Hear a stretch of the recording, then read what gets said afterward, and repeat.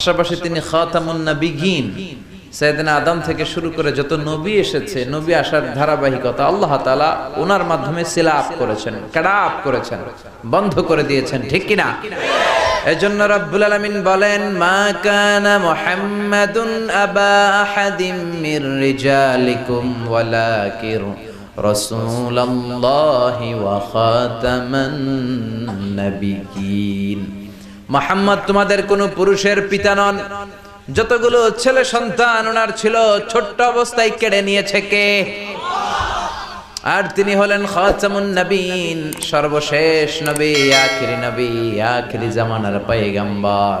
ওনার চাইতে শ্রেষ্ঠ মানুষ গোটা বিশ্বে কেউ আছে নাকি? এত শ্রেষ্ঠ হওয়ার পরেও বিশ্বনবী অহংকার করতেন না, সব সময় মুচকি হাসতেন, আগে সালাম দিতেন, হাত বাড়িয়ে মুসাফা করতেন। বিশ্বনবী জিজ্ঞেস করতেন, আপনি কেমন আছেন?